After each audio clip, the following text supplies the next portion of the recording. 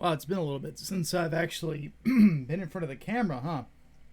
So today, we're going to do a little bit of talking. We're going to bit of, main reason I'm doing this in front of the camera, by the way, is mostly because I'm in the midst of scripting a new video. Going to do a top 10 list, which will be interesting because I haven't done one in a bit. But in the meantime, one thing that's been interesting to see over the last, I want to say, few weeks, I've seen more and more people popping up and telling me about Zeb Wells' run on The Amazing Spider-Man. And it is bad. It's really, really, really bad. In fact, I'm going to pull up, what was it that I saw people were comparing it to? Because it was pretty rough. The big thing is that, like, the people that, might know what's going on or have heard of Peter Parker getting cucked. This is the arc that's still ongoing, where Zeb Wells basically had Mary Jane Watson cheat on him and start a family with another man, and then of course try to shoehorn in another relationship with the Black Cat, and so on and so forth. Peter is acting way out of character. There was a big whole thing about what did Peter do, and it ends up that he didn't do anything. He just got forced through a portal, and then when he gets back to the dimension he was in, he finds out, still cucked. So all of that reveal for nothing. And people have been asking me, what is it do I think is going on here? And I think that because Zeb Wells' run is getting compared to Howard Mackey's run on Amazing Spider-Man. Howard Mackey is largely considered by a lot of Spider-Man fans to be the worst Spider-Man writer of all time. I haven't read much of his run, but what I did read was really bad. So where we find ourselves is, how did we get here? What is the problem? Because the thing is that the door for bad Spider-Man comics has been consistently kept wide open for, I think, the last decade, to be honest with you. I can't remember the last time. Actually, you know what? I think I might be able to remember the last time that I enjoyed a Spider-Man comic, and it was, oddly enough, New Ways to Live, because that was when the Anti-Venom got introduced, and they brought Eddie Brock back into the fold. But even after that, like, the problem is that Spider-Man ended up, for the longest time, being the least interesting thing going on in his own world. All the interesting stuff was around Eddie Brock, and it's been like that for a while, because like when Mike Costa was on Venom, it was so much better than Spider-Man was at the time, and it was just brutal. And I would say the same thing about, like, the early parts about Donny Cates' run on Venom compared to what the dude who made Captain America Nazi, Nick Spencer, was doing. Because Nick Spencer's run was just fucking boring. So, and it just had no interesting ideas. And he had the artist from Invincible on it, for God's sake. How do you fuck that up, man? I don't know, but they managed to do it. So, why is it that we have opened the door for someone like Zeb Wells to come in here and just fuck everything up and waste the time of John Romita Jr.? How is it that we got here? Well, there's a few reasons, I think 3 reasons specifically, why the run is as bad as it is. One of them is just due to the guy behind the pen, and then the other 2 are problems with Marvel Comics. So the first issue is just that Zeb Wells just sucks. He's never been good. Like, the one thing that Zeb Wells has done that I have been profoundly entertained by was just Robot Chicken back when I was in college. That's it. And I just think to myself is like, this is the best we've got. This is the best we can get on this book. For comparison's sake, who is like the best writer for Spider-Man after David Michelini was easily J. Michael Straczynski. Like, it doesn't even come close. JMS had a great run. And for those of you who don't know who J. Michael Straczynski was, like why that was a big deal when he took on the book, he wrote Babylon 5, for fuck's sake. Babylon 5 is one of the best written science fiction series ever. If you don't believe me, go watch it. It's awesome. But you had the writer of Babylon 5 working on The Amazing Spider-Man, and he had a great run on the book.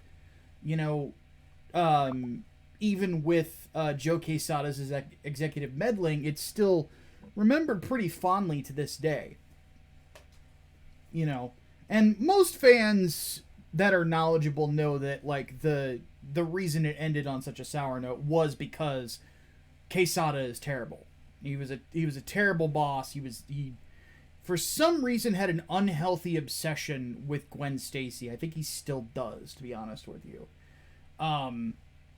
So, but the thing is that, like, there's no good quality of writer there. Zeb Wells, I wrote him off back when he did Venom Dark Origin and got everything wrong about Eddie Brock to the point where Dark Origin never gets referenced anymore because it was just awful, and he didn't get the character right because he probably didn't do enough research, to be honest with you.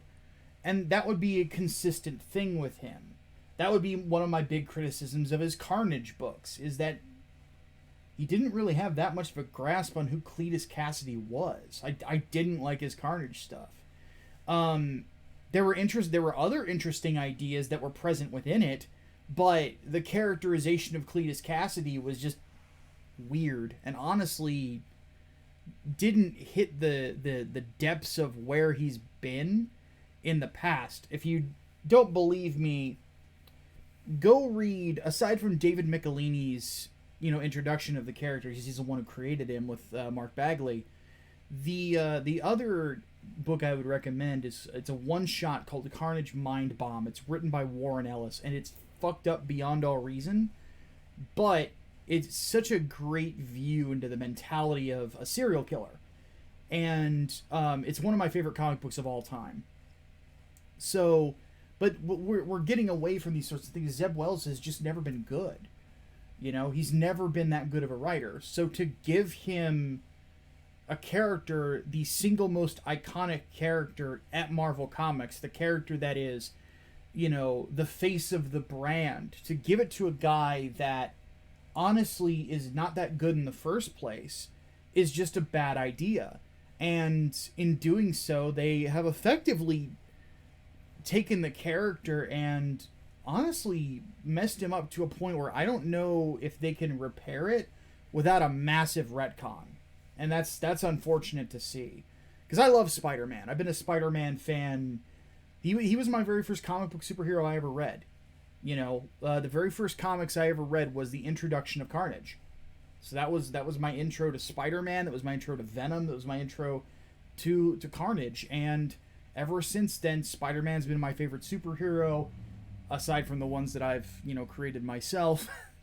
Venom is my favorite character ever, and then Carnage is one of my favorite villains. But problem number one is just Zeb Wells is just not good at his job, and they shouldn't have kept him around. Like, why you thought the guy who just, his most famous accolade is Robot Chicken, was a good pick for Spider-Man is beyond me. And just so you guys understand how stupid Marvel is, meanwhile, Christopher Priest, who is the man who set the foundation for Black Panther to be as popular as it is right now, still writing comic books, but you put him on a U.S. Agent book, when you could have had him writing Spider-Man. How fucking stupid are you people? But that's the first big problem, is just writer choice. Zeb Wells just sucks. The second problem is that Marvel cannot decide on a status quo. This is something that has plagued Spider-Man for a long time, because every writer that comes in has a different idea of what the status quo for Peter is. Some people say that he ought to be with Mary Jane. Some people say that he ought to be with Black Cat. Some people say he ought to be with Gwen Stacy. You know, and you have people who have their favorite Peter Parker love interest. Betty Brant is another one, you know. And then Dan Slott, you know, put Otto Octavius in his body and then gave him a midget fetish. So that was an interesting time. I did a whole video about when Spider-Man was a villain ages ago for Superior Spider-Man, if you want to watch it. But regardless, the issue that comes in here is that Marvel Editorial, the company, should have set the standard for what the character is ages ago. But ever since Quesada screwed it up, they have not been willing to do so. And then, you know, the one thing I will give Nick Spencer credit for is he attempted to take it back to the status quo it was at with Peter and Mary Jane. And they fucked it up again.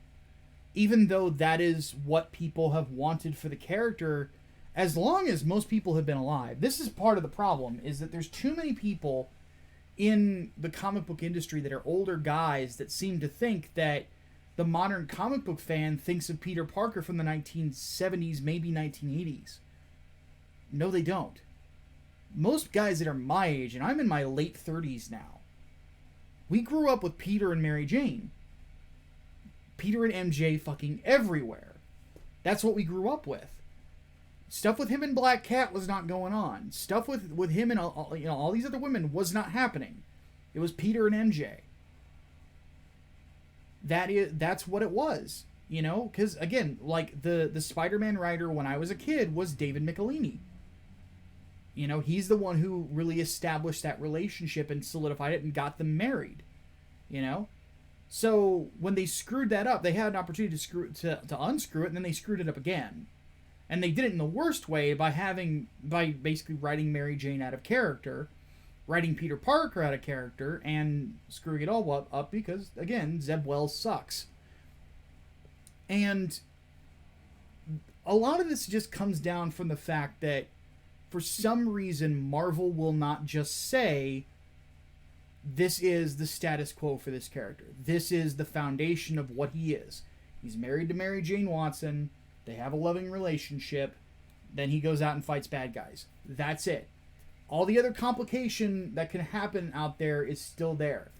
Because at the end of the day, like, honestly, the comic buying audience was not really used to Peter Parker being single. They heard about the old days, but they never saw it. You know, they didn't grow up with it. You know, it's the old guys that are in their 40s, 50s, and 60s that grew up with that. Guys like me, your normal comic book buying audience, I'm sorry, that was not the status quo. It needs to go back to the way that it was. But for some reason, Marvel Editorial will not allow that. I don't know if they're just worried that... I mean, Quesada's not with the company anymore, so, like, I don't know why they feel they need to follow his example. But, that's the problem, is that they just can't decide, like, this is going to be the status quo for this character. And because they cannot do that and they will not set the standard for that, we're just going to continue to see screw-ups as long as this character is published. Because what will happen is they might get a competent writer who can write the character well. It won't be Zeb Wells, but the simple fact is that Marvel Comics owns this character. Marvel should set the standard and say, look, this is what this character's foundation is. You are not changing it. You can do other things with him, but this is not getting changed, because if we change this character does not sell as many comic books. That simple, that easy. Set the standard. You're the editor. Do it. But they don't do it. The third problem is that they won't let the character grow either. And that kind of ties into number 2. So, just because you have a status quo for a character does not mean that the character cannot grow. That is, in my opinion, one of the dumbest assumptions that has ever been put out there, is that just because a character has a baseline of who he is as a person and what he's going to do, or maybe he has a family or something like that, that for some reason you can no longer have adventures. That's fucking stupid. You know, Lois Lane and Superman, when they got married and they were an item, Superman did not get less interesting. You know, the only times that he got less interesting was just because the writers who were writing him could not tell interesting stories. Jeff Loeb, I'm looking at you. I'm sorry, guys. Torchasm Vo was the dumbest shit. But the simple fact of the matter is, like, when you have that established, it doesn't mean that the character can no longer be interesting. And we see this consistently. You know, Tony Stark not drinking anymore, trying to stay sober. Having that as a foundation can actually be a place where you can tell interesting stories.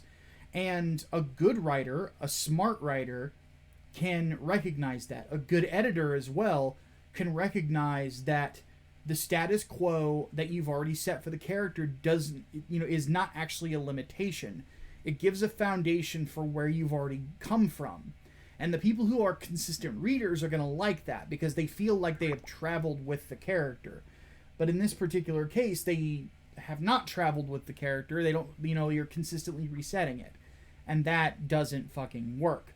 So, where we find ourselves as readers is every time that we dive into Spider-Man, it's not like we feel that we're starting over again in a new and interesting place. We're just confused, and in what they think is going to make the book more accessible to new readers, it actually is becoming less accessible. The fact is that nowadays Spider-Man is, if anything, the least attractive as a character he has ever been in existence. And it is unfortunate because, I look at an image like the one that I've got here, and this is the character that I grew up with. This dynamic, strong man of conviction that was willing to do anything for the people that he cared about and would lay his life on the line for a random stranger on the street. He's a good man. He is, in my opinion, he's like one of the, I would say, like, goodest of the good boys, I guess, to put it in modern internet lingo. Like, guys like him and Captain America and Superman, they're just, they're good dudes. The kind of people you can rely on. And the inability for modern writers to really understand how to write this character, and I think that Marvel Comics' inability to put their foot down about who he is as a character, I think it's just an indication of where we're at right now when it comes to modern comic book writing. Modern comic book writing is at a point where they just will not allow their superheroes to really be superheroes, and they won't allow them to have anything that that's even close to traditional in regards to relationships or really anything of that matter. And it's unfortunate to see, because this character, again, is one of the greatest that was ever created, and they are effectively ruining Stan Lee's legacy with this, and it's just sad to see. All right, one thing that does not change though with me is I write. As you can see, I've got all of that comic book art from my own comics up, from Inglewood and 3 Nights 4 Days right here. I need to have more Inglewood stuff up soon, but I am one of those writers who actually does have a desire to write traditional superhero stories, and I am more than willing to give those things to you. So if you help support me and my work with my company Sleepless Comics, I guarantee you I will continue to bring those stories to you as soon as humanly possible. Inglewood book number 2 is actually going to be on its way probably within the next month when it comes to physical backers. We had a snafu with the printer, but we're getting it sorted out. But once that's sorted out, I'm going to head out to North Carolina again, get all the books sent. And in the meantime, I'm also going to be helping with Peregrine getting shipped out, which is relevant to this. The Saint, the main character of Inglewood, and Peregrine are having a fucking crossover. Dark Night in the Windy City. Two universes collide to face a foe from hell itself. It costs $0 to get on this mailing list. Once again, this costs $0 to get on this mailing list. And getting on this mailing list basically lets us know that you're interested in this book, that you're really looking forward to this crossover, and you're going to get this for free if you sign up on the mailing list and you back a physical tier of the book. So this is a good reason to do so. This is the art print that we're calling Rough Day at the Office. It is, again, free for anybody who backs the book and signs up for the mailing list. So please do so. We would greatly appreciate it. The team on this is actually the same team that was on Inglewood Book 2. I'm the writer on it. And then, of course, we've got Raphael returning for art. And then we've got, of course, Armand Strange returning to do colors. So, for the very first time, probably not the last time, these two characters are going to be colliding. There's going to be new villains as well. Plus, it's going to be over 50 pages long. And as I said here, a hellish debut of two new villains. Voodoo priest and mage Papa Ubio leads the gang known as the Garfield Maniacs. In desperation, he summons something from beyond life and death, but it may be too much to handle. So this is basically the Saints' first encounter with black magic and creatures from hell. So, and that's, again, this won't be the first time or the only time that it happens. So if you have not signed up for this mailing list, please do so. You will definitely not be disappointed. Also, I wrote a novella because I'm a crazy man, and we got double what I needed to actually make this book happen, but we will be closing this campaign very soon. So if you want in on American Monsters, the genesis of Project Lazarus, which will give you a ton of background about the Sleepless universe and things like that, please pick it up. It is only $9 if you want the paperback. Of course, this will be shipped to you. And then, of course, digital book is only $9 as well if you don't want it shipped to you, if you're international specifically. We would like to get a little bit more. We're going to be adding some character bios and some art in the back of the book now, but that is going to be exclusive, by the way, for people who backed this Indiegogo campaign. So if you ever see this on retail at some point in the future, which we are working on, you will not have those little bits in the back. And if we get, I want to say it was to $2,000. I don't recall. No, $1,500. There will be more pages added that will also be exclusive to this version of the book as well. So you don't have much time, maybe a couple of weeks left to back this. Please do so if you have not already. And then finally, 3 Nights, 4 Days, Part 2, over 15K, thank the Lord. The next goal is to get to 200 backers. We are only 14 away from that. So, no, I'm sorry, 24 away from that. I can't count today. But if you back this, of course, I would suggest right now the tier, the Box of War. We have 9 of these left. It's a custom box with line art from the book itself. And the great thing about it is that we are going to have a alternate cover from Irene Strachowski, oddly enough, who had done some Spider-Man work in the past. She worked on the character of Silk, and she will be doing an alternate cover. If you get the Box of War, you will get that cover included for no extra charge. So, on that note, guys, I'm going to take off. Thank you so much for listening to me talk about this. New videos, of course, coming soon. Like and subscribe if you enjoyed the video. My name is Micah Curtis, your favorite vanilla gorilla. Have yourselves a great rest of your day.